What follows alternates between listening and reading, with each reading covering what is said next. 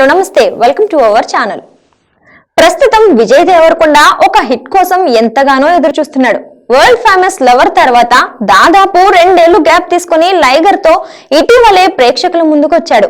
August 25న విడుదలైన ఈ చిత్రం బాక్స్ ఆఫీస్ దగ్గర ఫ్లాప్ గా నిలిచింది. ఓపెనింగ్స్ పర్వాలేదనిపించినా రెండవ రోజు నుండే ఫుల్ స్టాప్ పడ్డాయి. అయితే కనీసం థియేటర్ రెంట్ కు సరిపడ కలెక్షన్లను కూడా రాకపోవడంతో వారంలోనే ఈ సినిమాను తీసేశారు. ఈ సినిమా ఫలితం మేకర్స్ ను తీవ్రంగా నిరాశపరిచింది. ఇదిలా ఉంటే ఈ చిత్రం ఎప్పుడెప్పుడు ఓటీటీలోకి వస్తుందా అని ప్రేక్షకులు ఎంతగానో ఎదురు చూస్తున్నారు.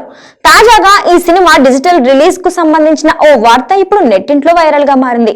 లైగర్ సినిమా డిజిటల్ హక్కులను ప్రముఖ ఓటీటీ సంస్థ డిస్నీ ప్లస్ హాట్స్టార్ కొనుగోలు చేసిన విషయం అందరికీ తెలిసిందే. కాగా ఈ చిత్రం సెప్టెంబర్ 30 నుండి స్ట్రీమింగ్ కానున్నట్లు తెలుస్తోంది. దీనిపై త్వరలోనే అధికారిక ప్రకటన వచ్చే ఛాన్స్ కూడా ఉంది.